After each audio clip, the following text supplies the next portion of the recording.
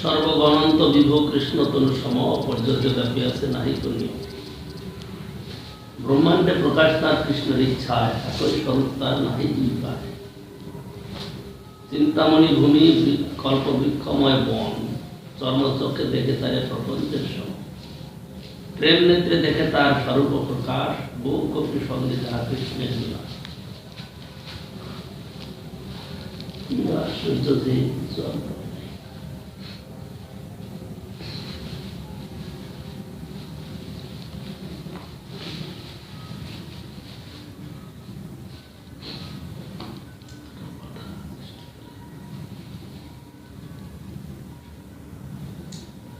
সেই ধামপুরটি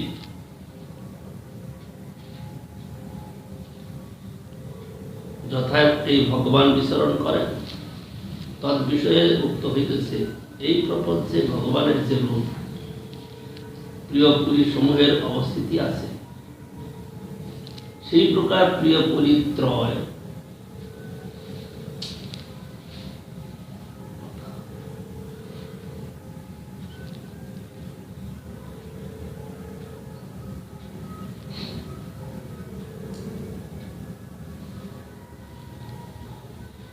সেই প্রকার প্রিয় পুরীত্রয় সেই লীলার উদ্দেশ্যে বৈকুণ্ঠ বিরাজিত স্কন্দ পুরাণের এই বাক্য অনুসারে বৈকুণ্ঠের যে সকল স্থান বর্তমান সেই স্থানই প্রপঞ্চে এরূপ জানি এবং তা অখিল বৈকুণ্ঠের উপরিভাগী স্বয়ংভূতন্ত্রেও আছে স্বতন্ত্রভাবে সকলের উপরে সেই স্থান কথিত হয়েছে ওই গ্রন্থের 14 অক্ষর ধ্যান প্রসঙ্গে 85 পটলে দেবী মহেশ্বর সংবাদ উক্ত হইয়াছে নানা কল্পলতা কীর্ণ ব্যাপক বৈকুণ্ঠ স্মরণ করিবে তাহার অধোভাগে সর্বজর কারণের কারণ গুণসাম্য অবস্থা প্রকৃতি অবস্থিত সেজন্য এবং যে প্রকারে পৃথিবীতে পরিধামসমূহ বর্তমান তথায় সেই প্রকার এই ন্যায় হইতেই দ্বারকা মথুরা গোকুলাত্মক শ্রীকৃষ্ণ লোক স্বতন্ত্রই স্বয়ং ভগবানের বিহার ক্ষেত্র বলিয়া সর্বোপরি ইহাই সিদ্ধ হয় অতএব বৃন্দাবন গোকুলই সর্বোপরি বিরাজমান গোলক বলিয়া প্রসিদ্ধ ব্রহ্মসংহিতার সহস্রপত্র বিশিষ্ট পদ্মাত্মক মহৎ পদস্থান গোকুল বলিয়া তাহার চারিদিকে চতুরস্র অর্থাৎ চারি ঋজুরেখা দ্বারা বেষ্টিত চতুষ্কোণ অদ্ভুত ক্ষেত্র শ্বেতদ্বীপ বলিয়া শোভিত সেই কৃষ্ণের ধাম নন্দ যশোদাদির সহিত বাসযোগ্য মহান্ত তাহার স্বরূপ এরূপ কথিত হইয়াছে অনন্ত স্বরূপ বলদেব প্রভুর অংশ হইতে সেই ধাম নিত্য উদ্ভূত তন্ত্রশাস্ত্রেও সেই প্রকারে বোঝা যায় অনন্তদেব যাহার অংশ সেই বলদেবের যথায় সম্ভব ও নিবাস তাহাই ভগবত ধাম অনন্ত গোকুলের আবরণ সমূহ বলিতেছে সেই গোকুলের বহির্ভাগে সর্বদিক স্থিত চতুরস্র স্থল চতুষ্কোণাত্মক ক্ষেত্র শ্বেতদ্বীপ বলিয়া প্রসিদ্ধ শ্বেতদ্বীপ অংশে গোকুল এই নাম নাই কিন্তু চতুষ্কোণের অভ্যন্তর মন্ডল বৃন্দাবন নামে খ্যাত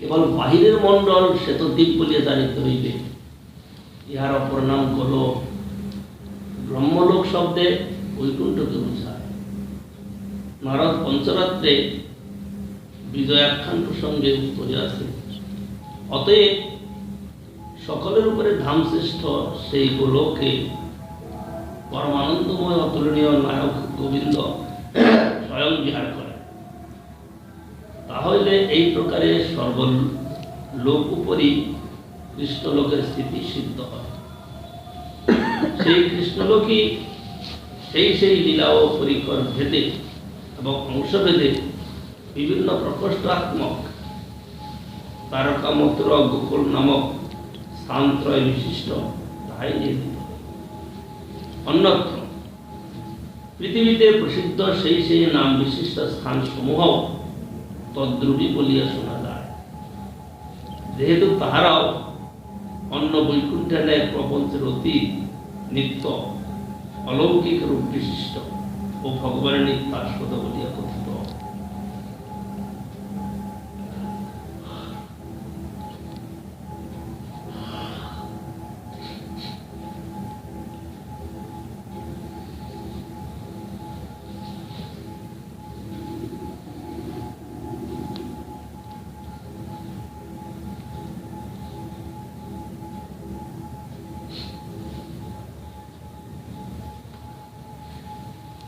চিন্তামণি প্রকর সদ্বসু কল্পবৃক্ষ লক্ষা বিশেষু সুরভিরবি পালন্তম লক্ষ্মী সহস্র শত সম্ভ্রম শিল্পমান গোবিন্দমাদি পুরুষান্ত।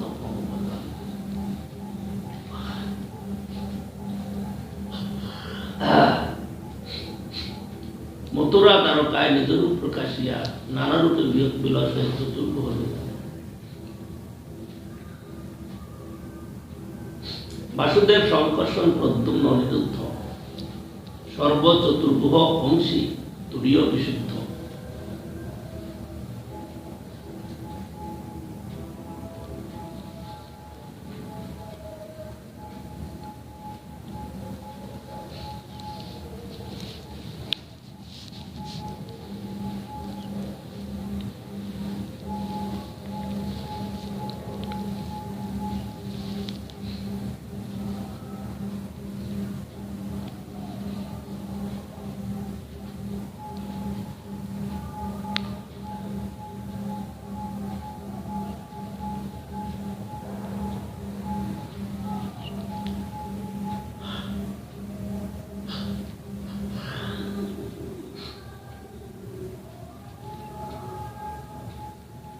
এই তিন লোকে কৃষ্ণ কেবল লীলাময় নিজগণ লইয়া খেলে অনন্ত সময় পরব্রহ্ম মধ্যে করি স্বরূপ প্রকাশ নারায়ণ রূপে করেন বিবিধ বিলাস। স্বরূপ বিগ্রহ কৃষ্ণের কেবল দ্বিভুজ, নারায়ণ রূপে সেই তনুত্ব চতুর্ভুজ। শঙ্খ চক্র গদা পদ্ম মহাঐশ্বর্যময় শ্রীভূ নীলা শক্তি যার চরণ সেবায়।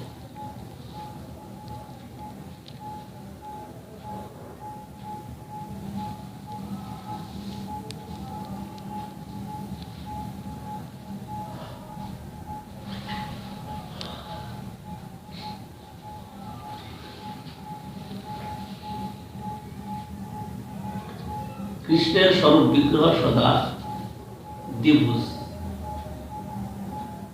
পরব্রহ্মে তাহার স্বরূপ প্রকাশ নারায়ণ রূপে চতুর্ভুজ এবং শ্রী ভূ নীলা শক্তি সেবিত। শ্রী সম্প্রদায় বৈষ্ণব দিগের গ্রন্থে এই ত্রিবিধ শক্তির বিশেষভাবে বর্ণনা।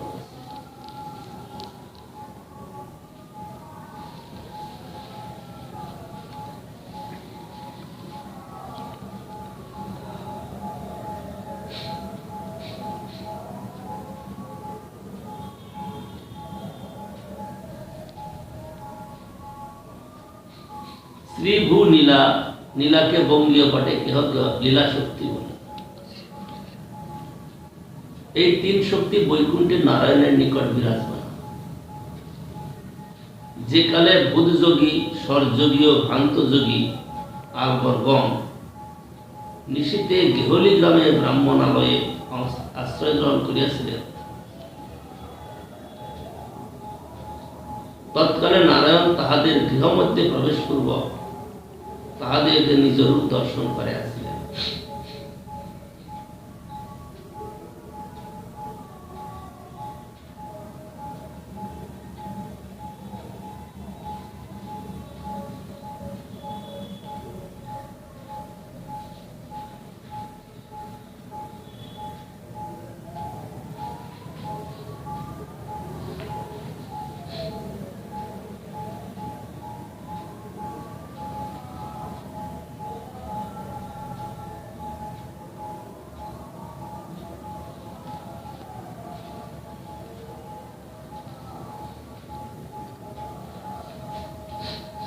যদ্যপি কেবল তার ক্রিয়ামাত্র ধর্ম, তথাপি জীবের কৃপায় করে এক কর্ম।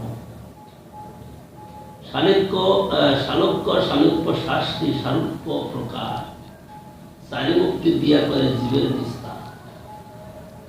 ব্রহ্ম সাযুজ্য মুক্তের তাহা নাই গতি, বৈকুণ্ঠ বাহিরে হয় তা সবার স্থিতি।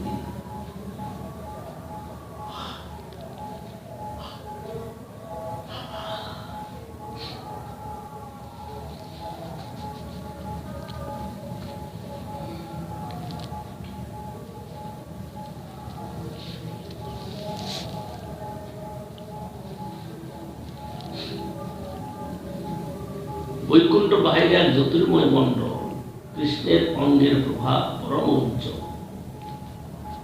সিদ্ধলোক নাম তার প্রকৃতির পার, চিৎস্বরূপ তাহা নাই চিৎ শক্তির বিকার।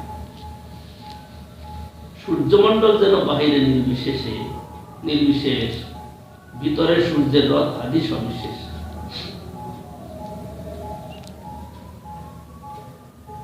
কামাত দেশাত ভয়াত স্নেহাত যথা ভক্তেশ্বরে মনঃ, আবেশ তদগম যুক্তা ভবস্তদ্গতিঙ্গতা। অনেকেই ভক্তির ন্যায় কাম ভয় ও স্নেহক্রমে তাহাকে মন আবিষ্ট করিয়া সেই পাপ পরিত্যাগ পূর্বক তাহার গতি লাভ করেন।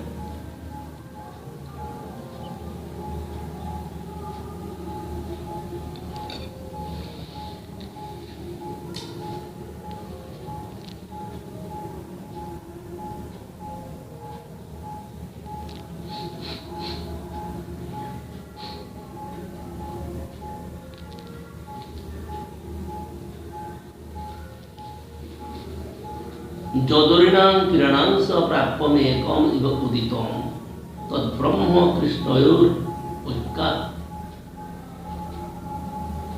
কিরণার উপমা কুসুম। শাস্ত্রে যে যে স্থলে ভগবৎ শত্রু ও প্রিয় ব্যক্তির দিকের একত্ব প্রাপ্তির কথায় উল্লেখ আছে, সেই সকল কিরণস্থলীয় ব্রহ্ম সূর্যস্থলীয় কৃষ্ণের একত্ব বিচারে স্থলে স্থলে পতিত হইয়াছে মাত্র। ফল কথা, ভগবৎ প্রিয় ব্যক্তিগণ বৈকুণ্ঠ বৈচিত্র্য এবং ভগবৎ শত্রুগণ বিলাসশূন্য সিদ্ধলোক প্রাপ্ত।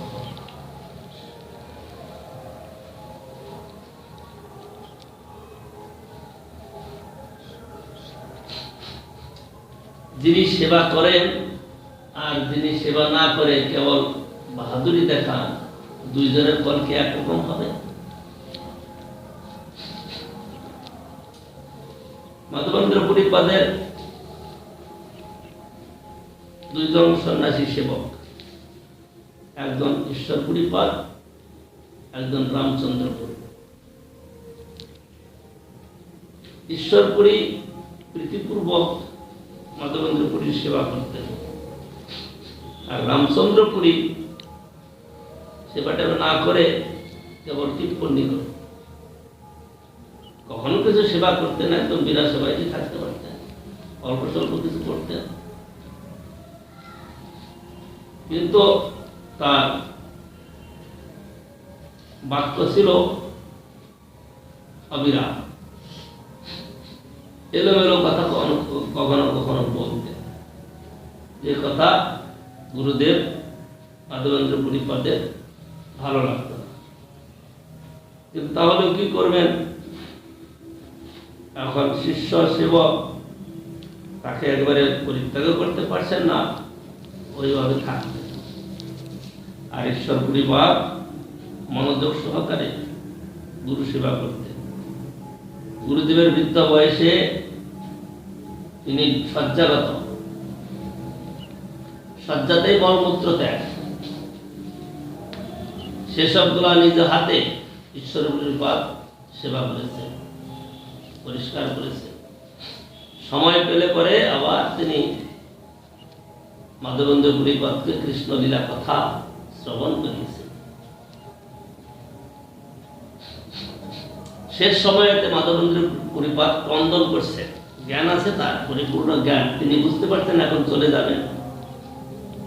তখন কাঁদছেন শুধু, হে কৃষ্ণ, তোমার দর্শন পেলাম না, তোমার দর্শন না পেয়ে আমার হৃদয় ব্যথিত। এই কান করে কাঁদছেন আর চোখে জল ফেলছেন। ওই সময়তে রামচন্দ্রপুরী এসেছেন।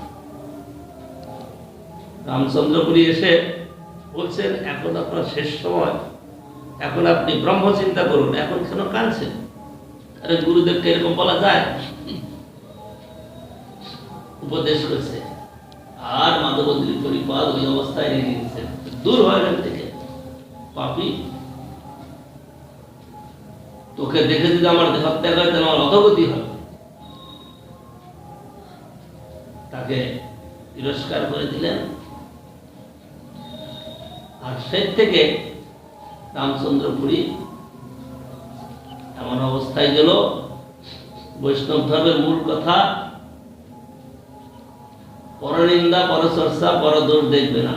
আর সেইটি তার মূল। সে শুধু পরচর্চা, পরনিন্দা নিয়ে সময় কাটায়। তার হরি কথা মুখে নাই, ব্রহ্মচিন্তাও মুখে নাই, আর কেবল পরনিন্দা, পরচর্চা, পরের দোষ খুঁজে খুঁজে বেড়ানো। এই অবস্থায় তার জীবন চলছে। সেই জন্য এখানে কি কথা নিয়ে আসলো?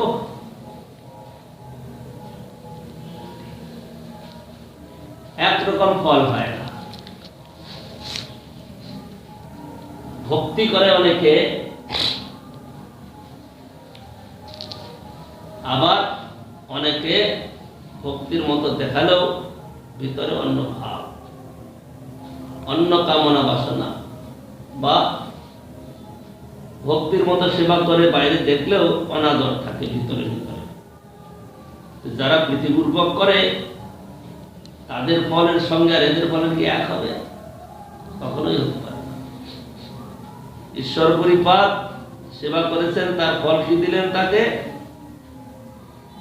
এদিকে রামচন্দ্রপুরীকে গালাগালি করে বের করে দিলেন, আর ঈশ্বর পরিপাদকে আলিঙ্গন দিলেন। আলিঙ্গন দিয়ে বললেন, তোমার কৃষ্ণ ভক্তি লাভ হোক, কৃষ্ণ প্রেম লাভ হোক। বাস, একটাই মাত্র গুরুদেবের আশীর্বাদ। সারা জীবন যে সেবা করেছেন তার ফল তিনি এক আশীর্বাদে পেলেন। আর রামচন্দ্রপুরী যে সারা জীবন অল্প সেবা করেছেন, উপদেশ বেশি দিয়েছেন, তার পরিণাম কি হলো? তিনি সর্বনিন্দার আকর হলেন, যেটা বৈষ্ণব ধর্মের প্রথম বিরোধী। পরনিন্দা, পরচর্চা করতে নাই। পরচর্চা, পরনিন্দা করলে পরে ওই ছিদ্রের দ্বারা সাধারণ ভোজন যদি কিছু হতেও থাকে সেটা বেরিয়ে যায়।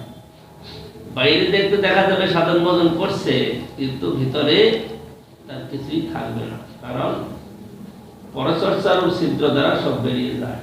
আর এই কি বলে, রামচন্দ্রপুরীর অবস্থা তাই হয়েছে। তিনি, শাস্ত্রে দুইটা কথা আছে। কি কথা? পরের স্বভাবের কার্যের প্রশংসা করবে না, নিন্দাও করবে না। এখন রামচন্দ্রপুরী কি করবে? শাস্ত্র নিষেধ করছে আর তিনি সেটাকে ধরলেন করার জন্য। সারা জীবন ভর শুধু তিনি নিন্দা করে গেলেন। যেটা নিষেধ করেছে শাস্ত্রে সেইটাই তিনি করে গেলেন। ফলটা কি পাবেন? শাস্ত্রের মুখ্য কথা যারা আদরপূর্বক পরিচর্যা করে তারা সেই আদরই পায়। যে যেরকম করবে সেরকম সে ফল পাবে। এটা তো শাস্ত্রের বিচার, এটা শাস্ত্রের বিচার নয়, এটা ব্যবহারিক বিচার। হিন্দিতে একটা কথা আছে, সাধারণত লোকে বলে থাকে যে ইচ্ছা করনি ওইসব করনি। আমরা বলি যে যেরকম কর্ম করবে সেরকম সে ফল পাবে। যে ইচ্ছা করনি ওইসব করনি।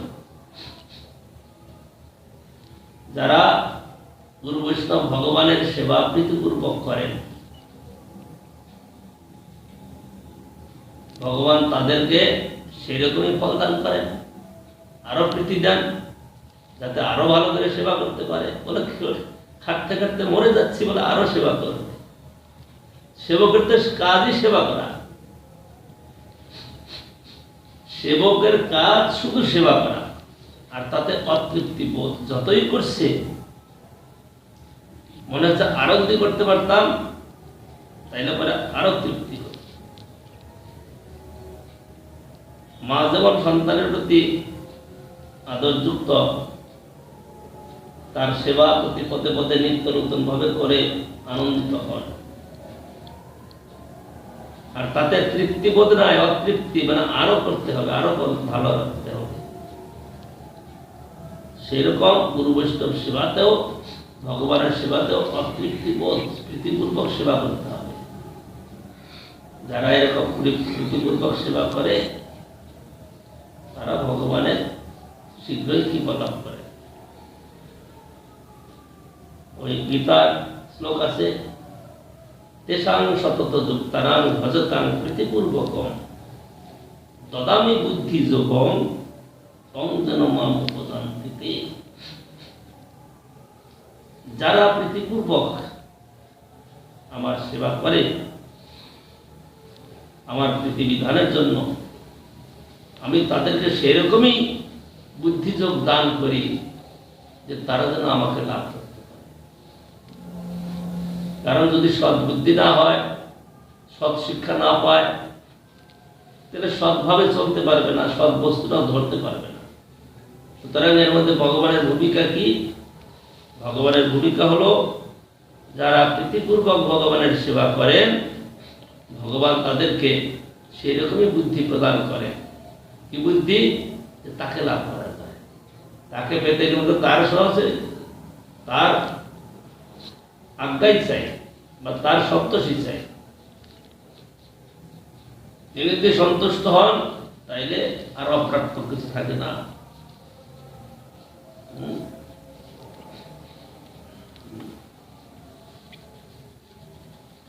কি বলভ্যম প্রসন্ন শ্রীনিকেতনে হনুমানজি বলছিলেন।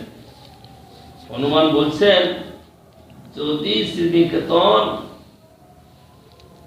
শ্রীরামচন্দ্র প্রসন্ন হন, সন্তুষ্ট হন, তাইলে আর অলভ্য কি থাকে? কিছুই অলভ্য নাই, সব পাওয়া যায়। কারণ রামচন্দ্রের সুখের জন্য যারা যত্ন করেন তারা তার সবকিছুই পেয়ে থাকেন। এই কথাটা এখানে বলছেন যে কি, কামাদ দেশাদ ভয়াত স্নেহাদ যথা ভক্তিশ্বরে মনঃ আবেশ তদগম হিত্বা ভবস্তদ্গতিন্নতা যদরিণাং প্রেরণাঞ্চ প্রাপ্যম একমিব উদিতম তদ্ব্রহ্ম কৃষ্ণয়োরুৎকাত কিরণর উপমাদুষ। শাস্ত্রে যে যে স্থলে ভগবত ভক্ত প্রিয় ব্যক্তিদিকে একত্ব, শাস্ত্রে যে যে স্থলে ভগবত শত্রু ও প্রিয় ব্যক্তিদিকে একত্ব প্রাপ্তির কথা উল্লেখ আছে, সে সকল কিরণস্থলীয় ব্রহ্ম, সূর্যস্থলীয় কৃষ্ণের একত্ব বিচার স্থলে পতিত হয়ে আছে। সূর্য কিরণ আর সূর্য তত্ত্বটা একই, একের থেকেই প্রকাশিত, সেই জন্য তার সঙ্গে মিল আছে। যেমন দুধ আর দই, দুইটা এক জাতীয় তত্ত্ব বস্তু, মূলটা একই, কিন্তু বিকারগ্রস্ত হয়ে সে পৃথক রূপ ধারণ করে।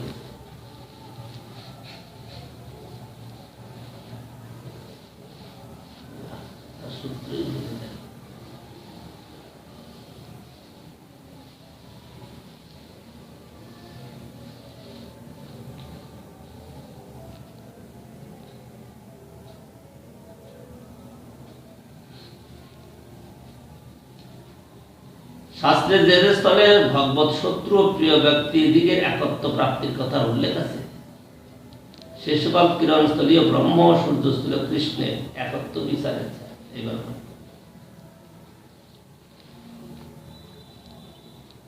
একটা মূল বস্তু, তার জ্যোতি, দুইটা একই তত্ত্ব। তো যখন ভগবত শত্রু অসুরগণ আর কৃষ্ণ ভক্ত ভগবানের প্রিয়জনের কথা শাস্ত্র অনেক জায়গায় বলা আছে, একই গতি, তদ্গতং গতি, তদ্গতিঙ্গতা, মানে তারা সমস্ত পাপ থেকে মুক্ত হয়ে তদ্গতি লাভ করছে। তাহলে ভগবত প্রিয় আর ভগবত শত্রু দুইজনে কি কখনো এক স্থান পেতে পারে? এটা কখনোই সম্ভব নয়। কারণ ভগবান তার প্রিয়জনের থেকে চিরদিন সেবা নিয়েছেন, আর শত্রু কংস, জরাসন্ধ, হিরণ্যকশিপু আদি চিরকাল বিরোধ করেছে। দুইজনে কি একরকম গতি হতে পারে? কখনোই না। তিনি ভক্তদের কুলে তুলে নেবেন, আর যারা অভক্ত চিরকাল শত্রুতা করেছে তাদেরকে দূরে রাখবেন। দূরের স্থানটাই হলো এই সিদ্ধলোক বা ব্রহ্মলোক, যেটা হলো সেই কৃষ্ণের বা ভগবত ধামের জ্যোতিস্বরূপ। সেই জ্যোতির মধ্যে থেকে তারা আনন্দে থাকে। এই সংসারের পরে এই স্থূল এবং সূক্ষ্মের সঙ্গে আবদ্ধ হয়ে সংসার চক্রে ভ্রমণ করছে, সেখানে সুখ দুঃখ অনুভব করছে। কিন্তু ভগবত সেবার মধ্যে যারা দেখেছেন তাদের এরকম দুঃখ আর না। সেই জন্য যারা ভগবত প্রিয় তারা চিরকাল ভগবানের কাছে থাকে, আর ভগবত শত্রুগণ তারা ওই দূরে ব্রহ্মলোকে থাকে। দুইটাই আনন্দের ধাম, একটার মধ্যে বিলাস আছে আর একটার মধ্যে বিলাস নাই। একজন ব্যক্তিকে তার উপরে আইন জারি করা হলো যে চুপচাপ বসে থাকতে, কিছু বলতে পারবেন না, নড়তে চড়তে পারবেন না। সে লোকটা তো চুপচাপ বসে আছে, নড়াচড়া করে না। আরেক গ্রুপ আছে তারা নাড়াচড়া করছে, কথাবার্তা বলছে, উৎসব করছে। তো দুইজনকে এক হবে? দুইজনের আনন্দ, দুইজনের ব্যবহার, দুইজনের পরিবেশ এক হবে? যারা ভগবানের হাতে নিহত হয়েছে অথবা যোগ সাধন করে সিদ্ধি লাভ করেছে, তারা ওই সিদ্ধ লোকে যাবে, ব্রহ্মলোকে যাবে। ব্রহ্মলোকে গিয়ে আনন্দে চুপচাপ থাকবে। সেইটা ভালো না ভগবত সেবা করা ভালো? ভগবানের ধামে যাবে, সেখানে চিন্ময় আনন্দ অনুভব করবে, ছুটাছুটি করবে, এদিক যাবে ওদিক যাবে, সেবা করবে, একটা থেকে আরেকটা করবে, ভগবত প্রসাদ পাবে, ভগবানের কথা শুনবে, তার সেবা করবে। এইটা ভালো না চুপচাপ বসে থাকাটা ভালো? কিছু কিছু লোক বসে থাকাটাই ভালো মনে করে, তা খারাপ কি আছে? সপ্তাহে একরকম হবে না। তাদের স্থান হবে কোথায়? ওই ব্রহ্মলোকে, নির্বিশেষ স্থান, নির্বিশেষ গতি যাকে বলা। আর যারা ভগবত প্রিয় কার্য সাধন করবেন, ভগবান তাদেরকে কাছে রাখবেন, নিজের কাছে রেখে তাদেরকে পালন পোষণ করবেন, নিজের সেবা দিয়ে তাদেরকে আনন্দে রাখবেন। সুতরাং দুইজনের দুই গতি। তো ভগবান গোলকে কেবল ক্রিয়া করেন তাদের সঙ্গে, তার প্রিয় ভক্তদের সঙ্গে। আর যারা অভক্ত তাদেরকে দূরে নিক্ষেপ করে দেন, যা তোমরা ওখানে থাকো। আর ভক্তদেরকে নিজের কাছে ডেকে নিয়ে তিনি তাদেরকে আনন্দে রাখেন।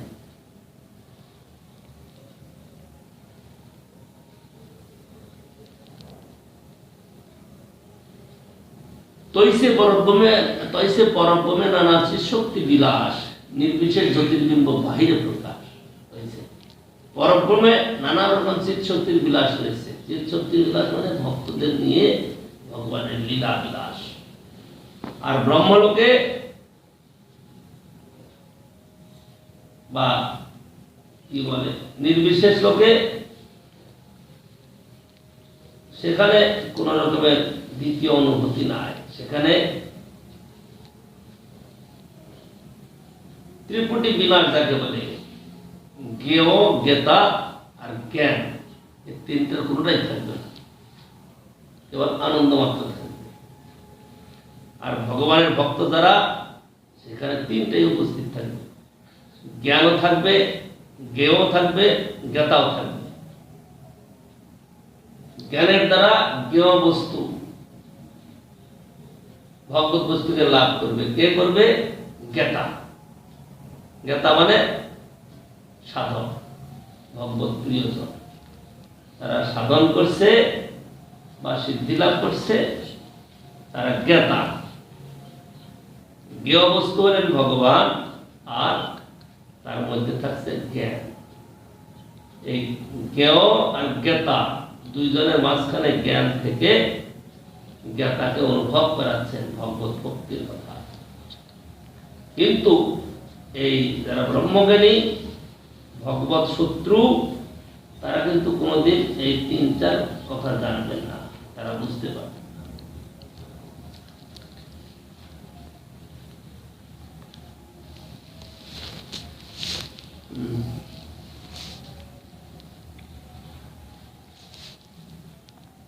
বিষ্ণু পুরাণে চতুর্থ অংশে পরাশরের প্রতি মৈত্রীয় প্রশ্ন। হিরণ্যকশিপু রাবণের দেহ ধারণ পূর্বক যে দৈত্য অমর গণের দুষ্প্রাপ্য ভোগ সমূহ লাভ করিয়াছিল, কিন্তু মুক্তি লাভ করে নাই, সেই দৈত্য আবার শিশুপাল দেহে কি প্রকারে শ্রীকৃষ্ণদের সাযুজ্য লাভ করল?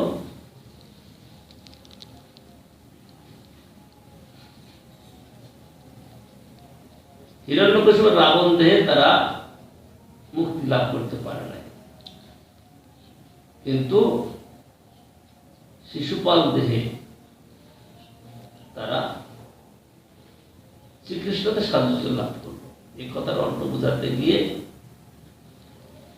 শ্রী নৃসিংহদেব আবির্ভূত হইলে হিরণ্যকশিপু নৃসিংহদেবকে ইনি বিষ্ণু এই বুদ্ধি না করিয়া কোন পূর্ণ রাশি সমুদ্ভূত প্রাণী বিশেষ বলিয়া মনে করিয়াছে। ওই পঞ্চ কি বলে পঞ্চ উপাসকগণ, বিভিন্ন দেব দেবীর উপাসকগণ, তারা বলে কালীও ভগবান, কৃষ্ণও ভগবান, রামও ভগবান, শিব ভগবান। ভগবান যে কি এটা তারা বুঝেই না, জানেই না। যদি ভগবান কি এটা জানতো, দেবদেবীর উপাসনা করে করুক, ভগবানের সম্মুখ হলে পরে তখন তাকে বিশেষ মর্যাদা দিত, জ্ঞান দিত, কিন্তু তারা দিতে পারে না, কারণ তারা ভগবান বিষ্ণুকে পরমেশ্বর বা সর্বনিয়ন্তা,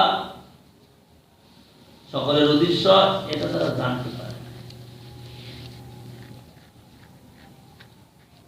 যখন এই বলছেন শ্রী নৃসিংহদেব আবির্ভূত হইলে হিরণ্যকশিপু নৃসিংহদেবকে ইনি বিষ্ণু এই বুদ্ধি না করিয়া কোন পুণ্যরাশি সমুদ্ভূত প্রাণী বিশেষ মনে করিয়াছিল। বিষ্ণুকে যদি বিষ্ণু মনে না করে, তাহলে সেখানে তার থেকে ফল পাবে কি করে? যেমন একটা দৃষ্টান্ত আমরা শুনি, হীরা। হীরার মূল্য যিনি জানেন তিনি হীরাকে চিনেন, যিনি হীরার মূল্য জানেন না তিনি হীরাকে চিনেন না। ঠিক সেই রকম ভক্তগণ ভগবানকে চিনেন, তার উগ্রমূর্তি হলো, সেখানে তার ভয় পাওয়ার কিছু নাই। কিন্তু অসুরগণ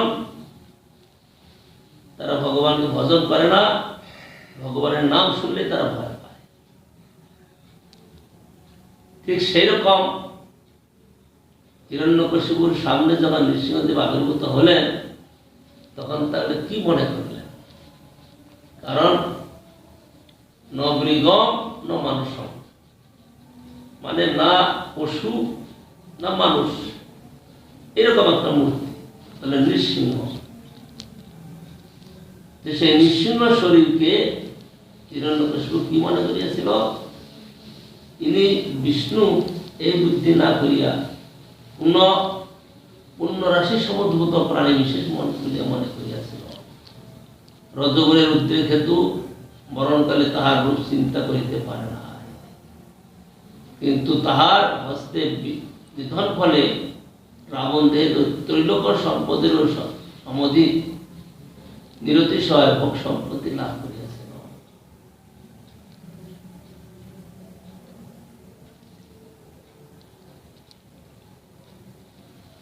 এই কারণে ভগবানকে আলম্বন অর্থাৎ সেবা বিষয় বিগ্রহ বুদ্ধি না করিয়া তার মন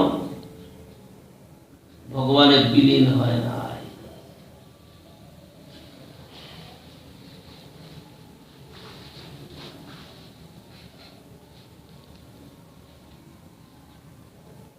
যার সেবা করা যায়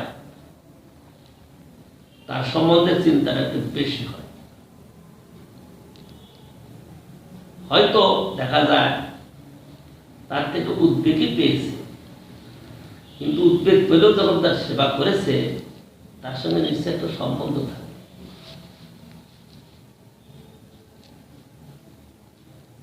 যার সেবা করেছে সে যদি চলে যায় তাহলে যিনি সেবা করেছেন প্রতি মুহূর্তে তার মনে পড়বে, কারণ তার সঙ্গে তো যুক্ত ছিল। হয়তো কি বলে পক্ষে হোক বা বিপক্ষে হোক, বিরুদ্ধ ভাবে হোক বা অনুরোধ ভাবে হোক, তার সঙ্গে যুক্ত থাকাতে তার কথা মনে পড়বে। কিন্তু এই হিরণ্যকশিপু আদি এরা কোনোদিন এইভাবে ভগবানের সেবা করে নাই, বিষ্ণু বিগ্রহের আদর করে সেবা করে নাই। সেই জন্য মৃত্যুকালে তারা বিষ্ণুকে স্মরণ করতে পারে না। সুতরাং নৃসিংহদেব যে বিষ্ণু এ কথাটা ভাবতেই পারে না।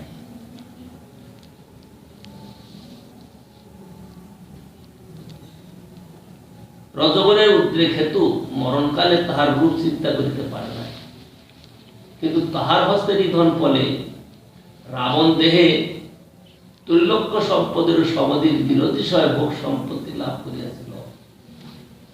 এই কারণে ভগবানকে আলম্বন অর্থাৎ সেব্য বিষয় বিগ্রহ বুদ্ধি না করা তাহার মন ভগবানের বিলীন হয় না।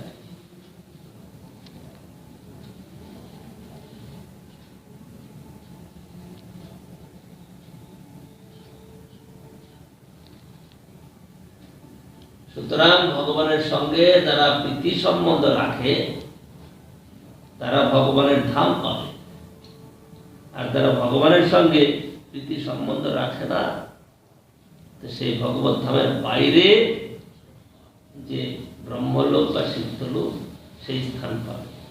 সেই জন্য যারা ভগবানের সেবা করছেন সেখানে যেন আদর প্রীতি থাকে। আদর প্রীতি না থাকলে কিন্তু বিপদ আছে। বিপদ মানে যার জন্য সাধন ভজন হচ্ছে সেই সাধন ভজনের শুদ্ধ ফলটা তার কাছে আসবে না। সেই জন্য বলছেন সাধু সাবধান, যদি আমরা সেই বস্তুটা চাই তাহলে আমাদেরকে মূল কথা আদর প্রীতি, আদর প্রীতিটাই হলো প্রধান। তারপরে সেবার বিষয়েতে যত্ন করা বা ত্রুটিহীন রাখা সেটা তো স্বাভাবিক থাকবে, কিন্তু সেখানেও যদি কদাচিৎ ত্রুটি হয় তাহলে সেটাও ভগবান ক্ষমা করে দেন, কারণ তার সাথে আদর আছে। যদি আদর করে করা যায় তাহলে ভগবান সেটাকে অবশ্যই গ্রহণ করেন এবং তার ফলও উত্তম রূপে দেন। এটা সর্বদাই বিচারের কথা।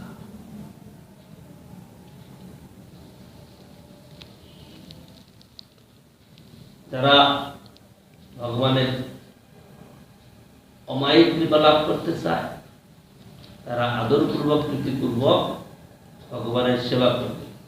সেবা মানে শ্রবণ কীর্তন অর্চন বন্দন পাদ সেবা, তার কথা শ্রবণ করা, তার কথা কীর্তন করা, তাকে স্মরণ করা, এ সমস্তই তার ভজনের অঙ্গ। সুতরাং কেবল যে মাঠে কোদাল কুপিয়ে সবজি উৎপন্ন করে ভগবানের সেবায় লাগাতে হবে তা না। যে সময় সবজি লাগানোর কথা সে সময় সবজি লাগাবে, অবসর সময় তার কথা শুনবে, পরিণাম করবে, বলবে। এরকম সবসময় যদি আদর থাকে সে আদরের ফল উত্তম হবে। আর যদি আদর না থাকে তার ফল হবে বৈকুণ্ঠের বাইরে, গোলকের বাইরে, যাকে বলে ব্রহ্মলোক বা সিদ্ধলোক। সেখানে নির্বিশেষ রূপে তাদের গতি হবে। সেখানে কখনোই ভগবানের অমায়িক কৃপা পাবে না। যারা অমায়িক কৃপা পেতে চায় তারা নিষ্কপটে আদরপূর্বক প্রীতিপূর্বক ভগবানের সেবা করবে। ওই ঋষভদেব বলছিলেন, প্রীতির্ণ যাবৎ মই বাসুদেবে ন উচ্চতে দেহ যোগনা তাবৎ। যতদিন পর্যন্ত প্রীতিপূর্বক আমার সেবা না করবে ততদিন পর্যন্ত সে আমার ধাম লাভ করতে পারবে না।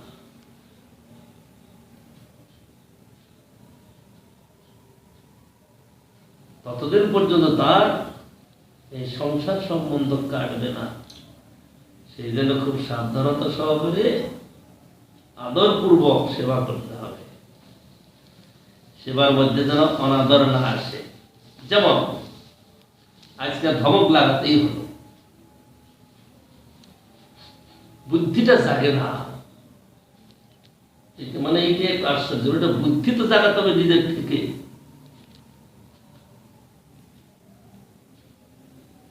পরিবেশন করার সময় হাত দিয়ে দেয়। আমি বলছি নিজের থেকে বুদ্ধিটা হয়তো হবে, কিন্তু বুদ্ধি কিছুতেই হচ্ছে না। শেষে জোর ধমকই লাগতো। যখনই কাউকে পরিবেশন করা হয় হাত দিয়ে দিলে কেমন লাগে, আর যদি একটা চামচ দিয়ে দেয় সেটা কেমন লাগবে? বুদ্ধিটা কিছুতেই জানবে না। আর কি করে, গোডাউন সাজায়, একদম হাতা ভরে ফেলে দিল। আরে পরিবেশন করছে দাঁড়িয়ে থেকে, ধীরে ধীরে পরিবেশন করতে হবে না, ঠিক খাবে। বিচারটাই আসে না, বোধটাই আসে না,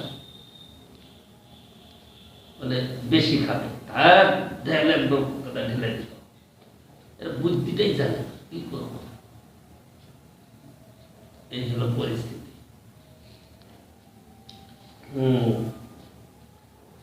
জনার্দন মহারাজ কলকাতায় গিয়েছেন। এতদিন তার পেটে জল জমত, আজকে তার বুকে জল জমছে। কি রোগ যে ভগবান আবিষ্কার করে দিয়েছেন। 1.5 লিটার জল বের করেছে বুকের থেকে, বলে ইঞ্জেকশন দিয়ে। বুকের কোথায় জমেছে? জলটা তো নিচের দিকে যায়, জলটা তো নিচের দিকে যায়, কোথায় জমে থাকে জলটা? অদ্ভুত ব্যাপার। জল জমার একটা স্থান চাই। তাইলে আমার মনে হচ্ছে এই যে নারী ভুঁড়িগুলো যে থাকে, আর এই যে আমাদের চামড়ার সঙ্গে ওটা চেপে থাকে, তো সুতরাং বেরোতে পারে না। ওইখানে নারী ভুঁড়ির ভিতরে ভিতরে জমে থাকে। কিছুদিন আগে কৃষ্ণগঞ্জে জল বেরোলো 5 লিটার, 5-6 লিটার জল পেটে জল জমেছিল। বুকের থেকে জল বের করেছে 1.5 লিটার জল।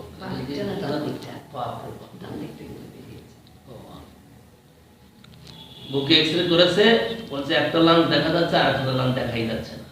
তখনই বুঝতে পারলো কিছু হয়েছে। এই অবস্থা। কৃষ্ণনগর গিয়ে পেটের থেকে জল বের করলো, হলো 5 লিটার জল। জমে থাকে কি করে? অদ্ভুত রোগ। আমার মনে হয় এখন এই আমাদের কলকাতায় মধুসূদন প্রভু ছিলেন, উড়িষ্যাবাসী, খুব আদর করে সেবা করত। তার আবার ওই একটা রোগ ছিল,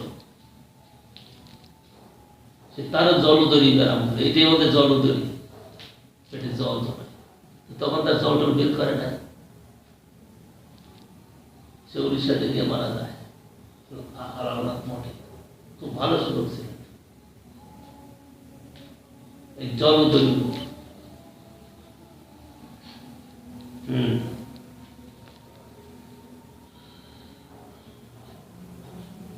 কীর্তন করে সমাধান করে দেয়।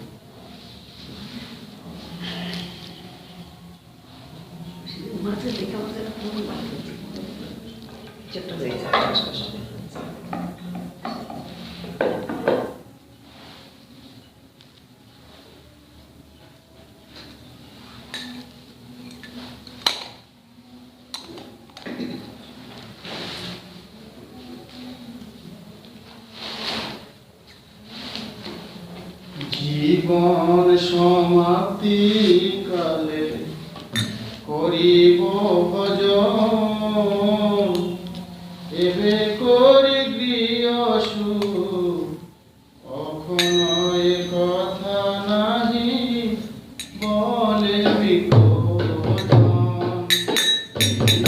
সমাপ্তি কালে করিব ভজন, এবে করি গৃহ সুখ, কখনো এ কথা নাহি বলে বিকোজন। আজি বসতে বসে অবশ্য মন, আজি বসতে বসে অবশ্য মন,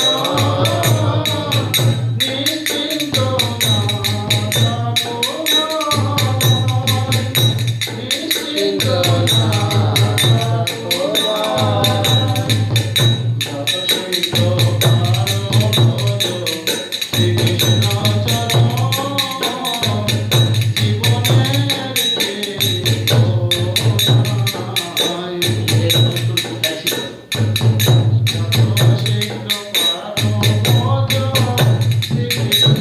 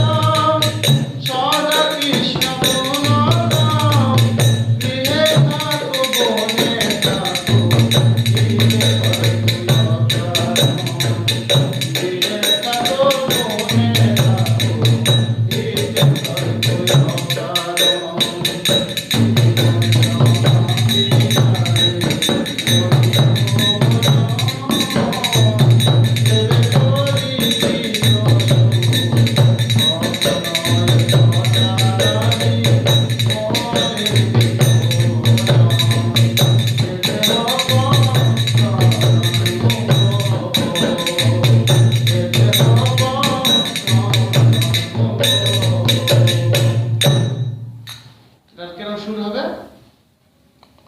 হুম, কিরকম শুরু হবে? সেটা একটু অন্যরকম হবে। এটা তুমি একা একা গাইবার মতো গাইবে, এটা একা একা গাওয়ার মতো। কিন্তু যদি দোহার করতে হয়, এই সুরে দোহার হবে না, কেন শুরু হবে? সুরটা একটু অন্যরকম হবে। এখন বলা যায়, করতে পারবো না, পরে বলতে পারবো। হরে কৃষ্ণ হরে কৃষ্ণ কৃষ্ণ কৃষ্ণ হরে হরে হরে রাম হরে Ram Hare Krishna, Hare Krishna, Krishna Krishna, Hare Hare, Hare Rama, Hare Rama, Rama Rama, Hare Hare.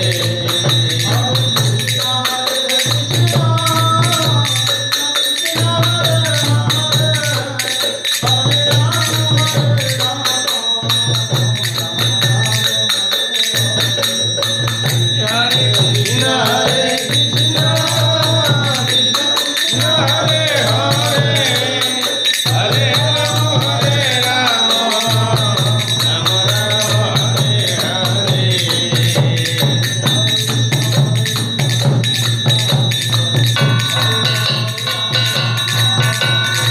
Hare Krishna, Hare Krishna, Krishna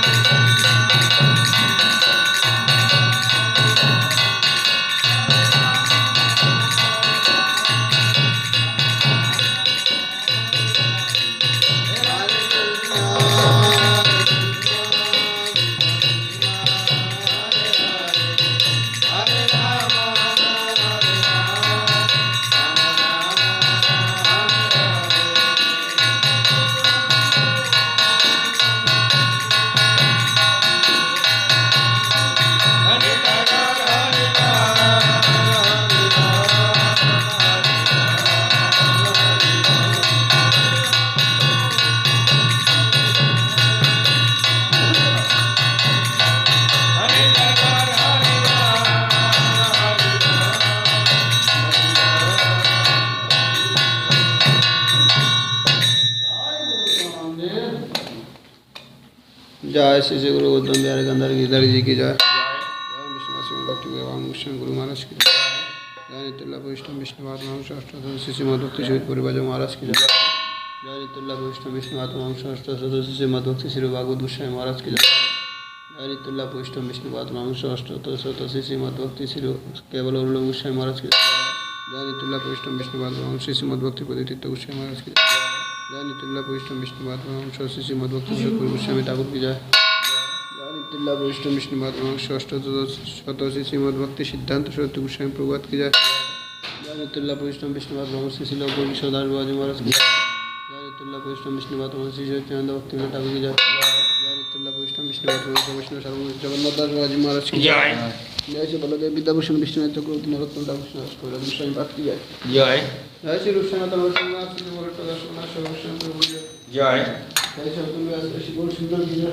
जय प्रेम से बोल श्री कृष्ण चैतन्य प्रभु नित्यानंद श्री जगन्नाथ श्री हरि की जय। जय जय शांति माया श्री गुरु श्री कृष्ण चैतन्य प्रभु रुद्र पद्म श्री ज्ञान की जय। जय जय श्री नवद्राम लीलापुरी गोविंद की जय। जय जय श्री राधा गोकुल की गोवर्धन मथुरा वृंदावन राधा कुंड श्यामकुंड जमुना जी की जय। जय की जय। जय जय श्री वृंदावन धाम की जय।